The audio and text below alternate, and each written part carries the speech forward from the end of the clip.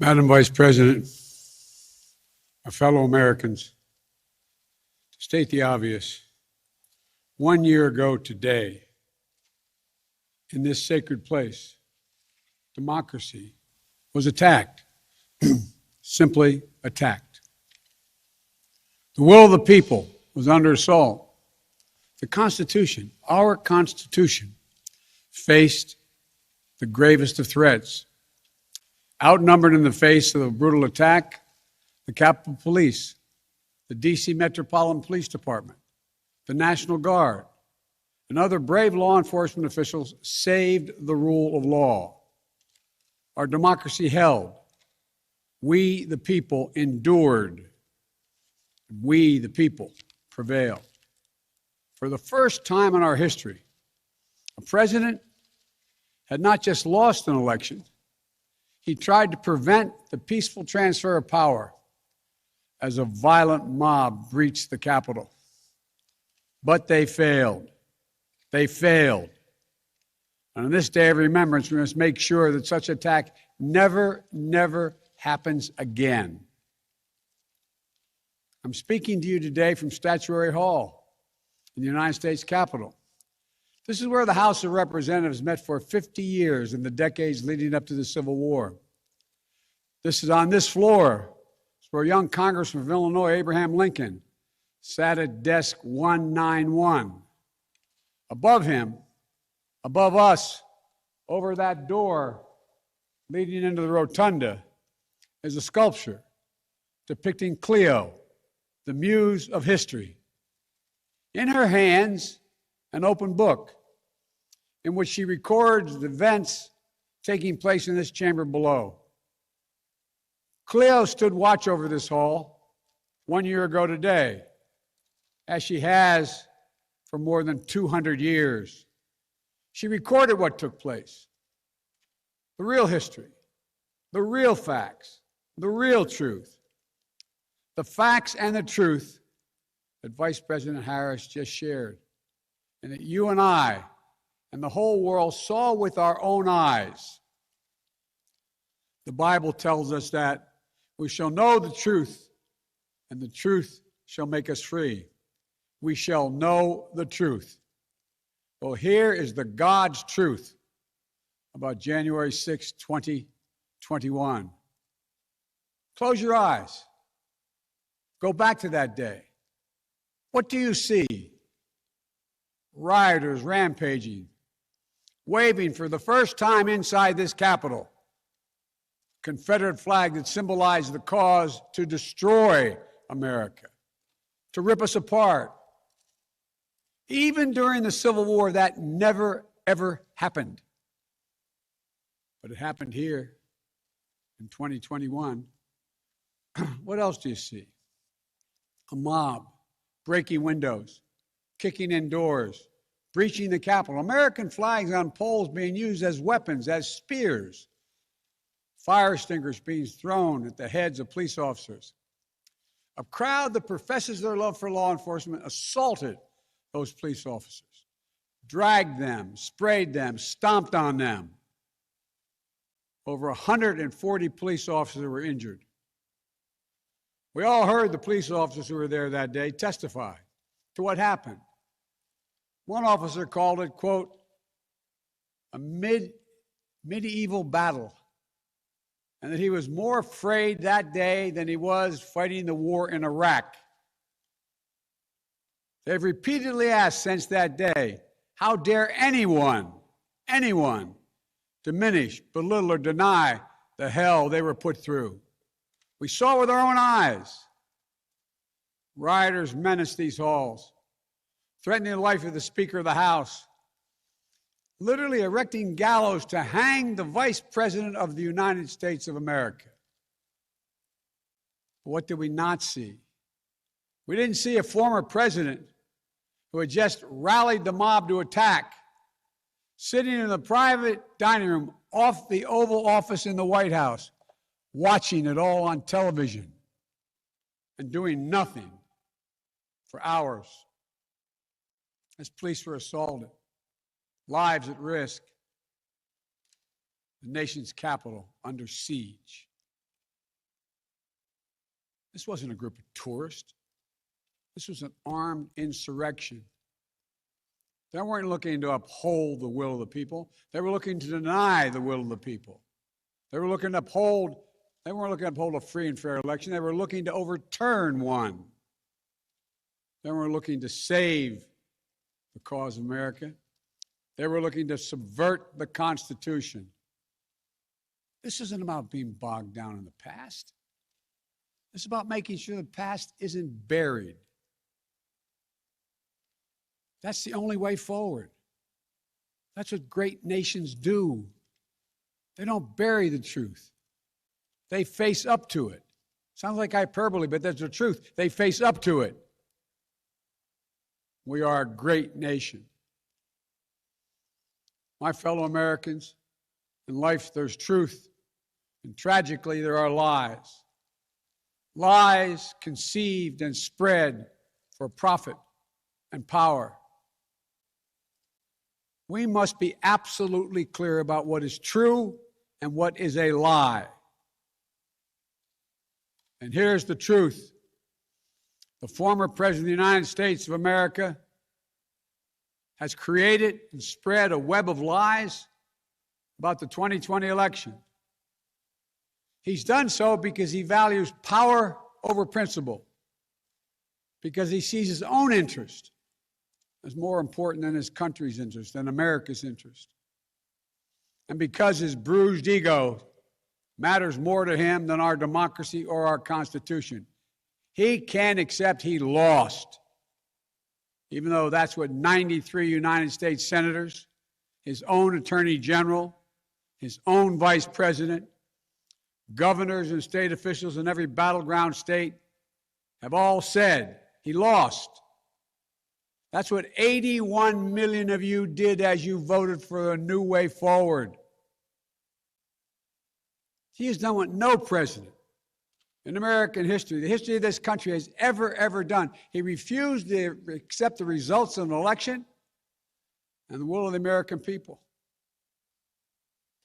While some courageous men and women in the Republican Party are standing against it, trying to uphold the principle of that party, too many others are transforming that party into something else. They seem no longer to want to be the party of Lincoln, Eisenhower, Reagan, the Bushes. But whatever my other disagreements are with Republicans who support the rule of law and not the rule of a single man, I will always seek to work together with them to find shared solutions where possible. Because if we have a shared belief in democracy, then anything is possible. Anything. And so at this moment, we must decide, what kind of nation are we going to be? Are we going to be a nation that accepts political violence as a norm? Are we going to be a nation where we allow partisan election officials to overturn the legally expressed will of the people? Are we going to be a nation that lives not by the light of the truth, but in the shadow of lies? We cannot allow ourselves to be that kind of nation. The way forward is to recognize the truth and to live by it. The big lie being told by the former president and many Republicans who fear his wrath is that the insurrection in this country actually took place on Election Day, November 3rd, 2020. Think about that. Is that what you thought? Is that what you thought when you voted that day? Taking part in an insurrection? Is that what you thought you were doing? Or did you think you were carrying out your highest duty as a citizen and voting? Former president's supporters are trying to rewrite history. They want you to see Election Day as the day of insurrection.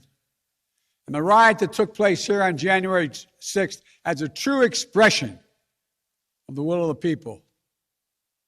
Can you think of a more twisted way to look at this country, to look at America? I cannot. Here's the truth.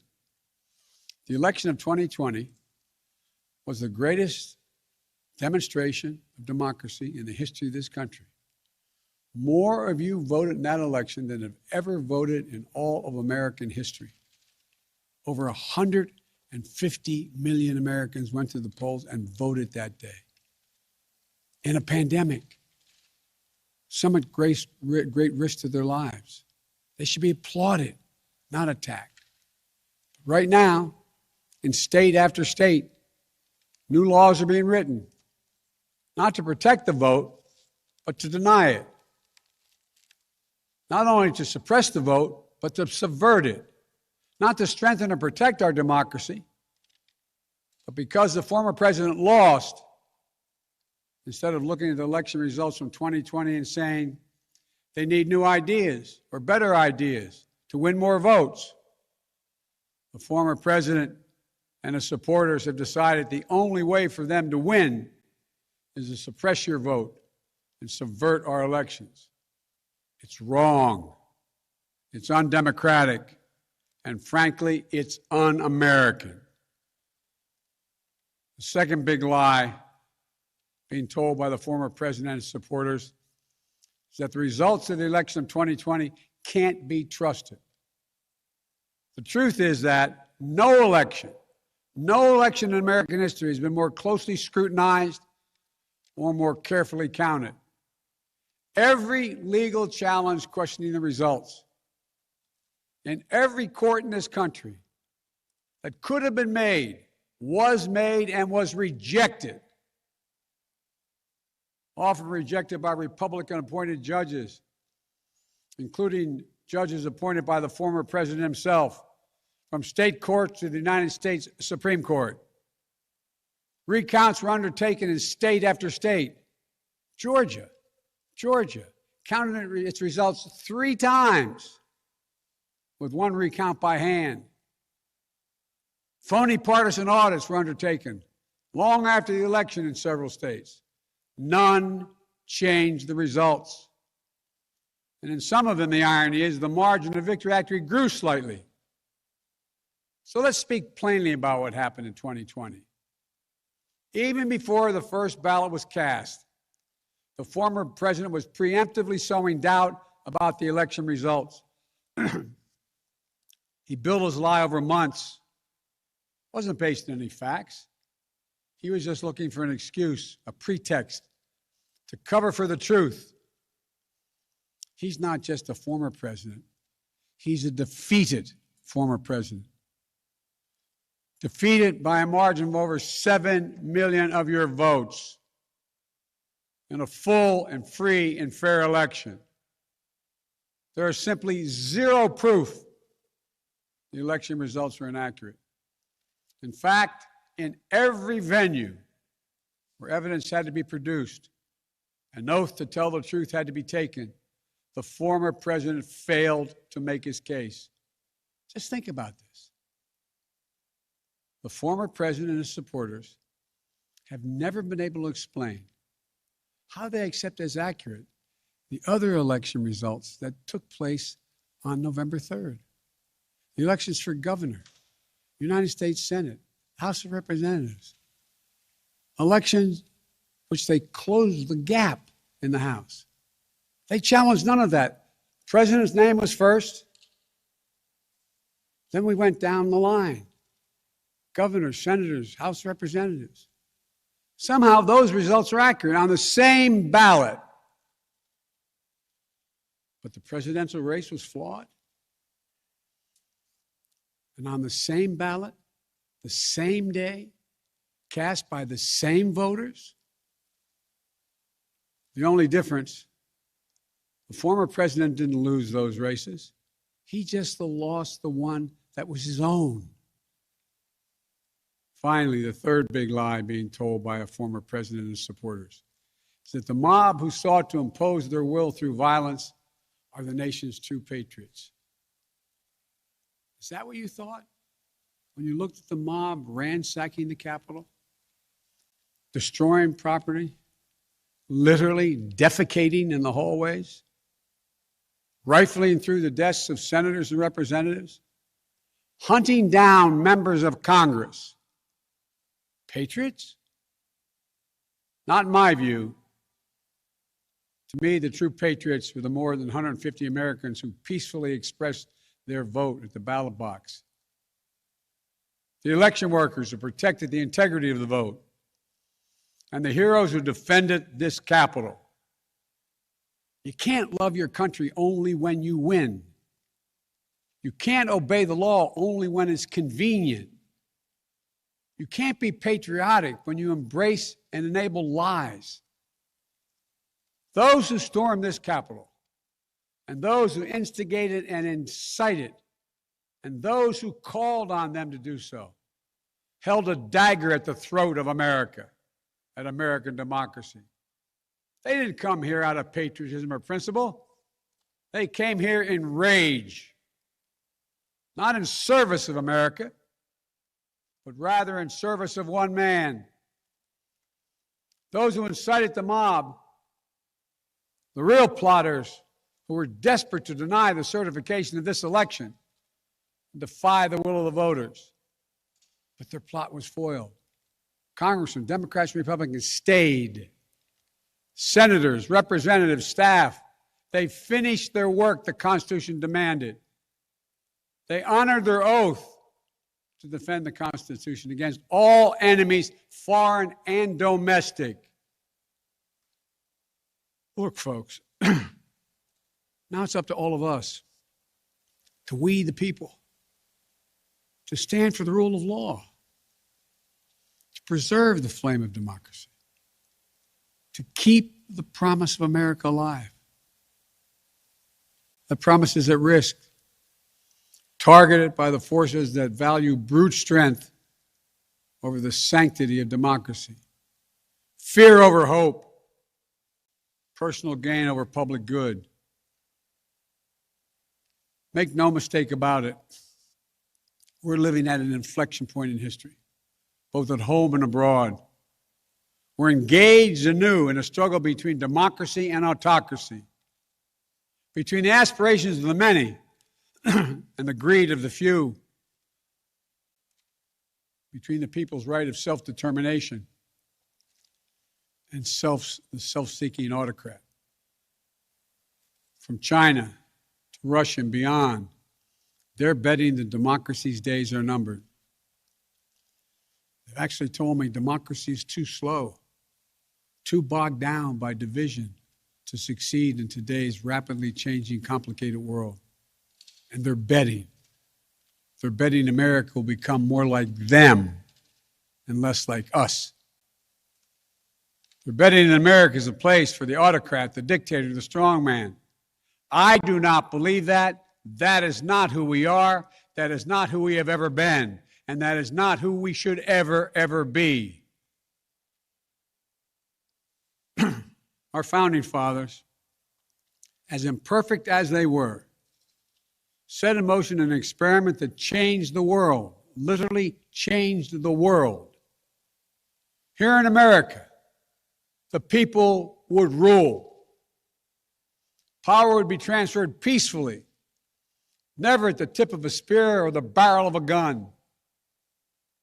They committed to paper an idea that they couldn't live up to, but an idea that couldn't be constrained.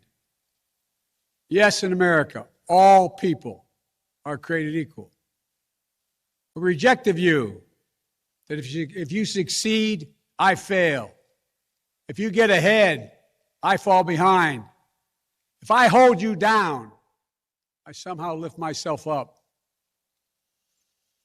The former president who lies about this election and the mob that attacked this Capitol could not be further away from the core American values.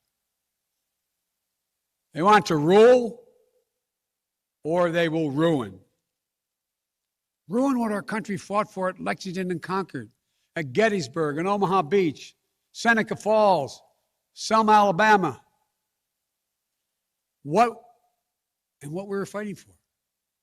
The right to vote, the right to govern ourselves, the right to determine our own destiny. With rights come responsibilities.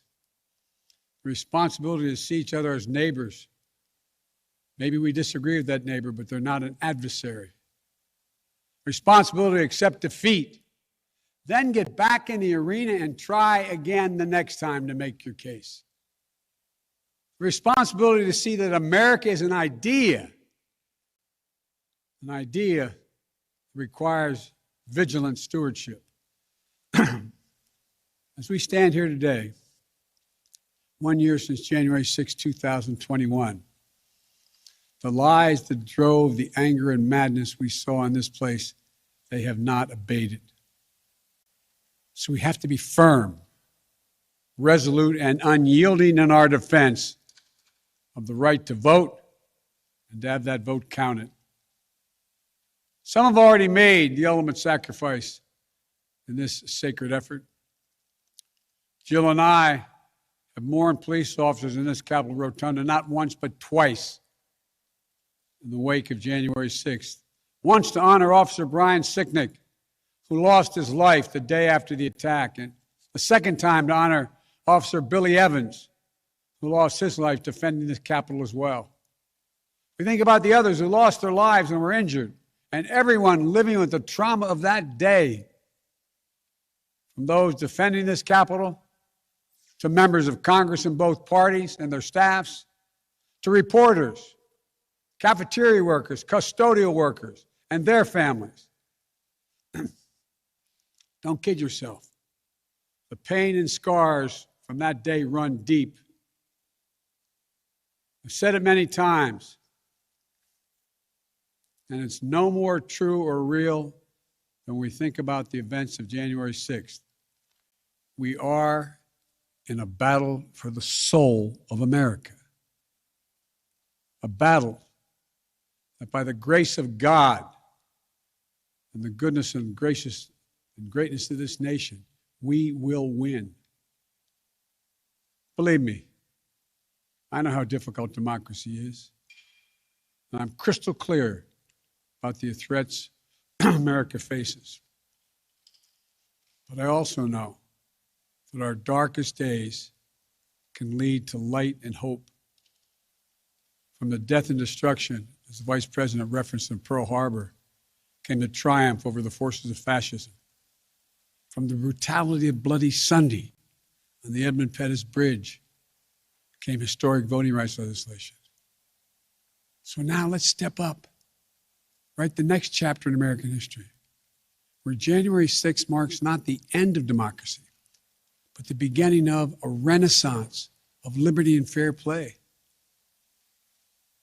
I did not seek this fight brought to this Capitol 1 year ago today, but I will not shrink from it either.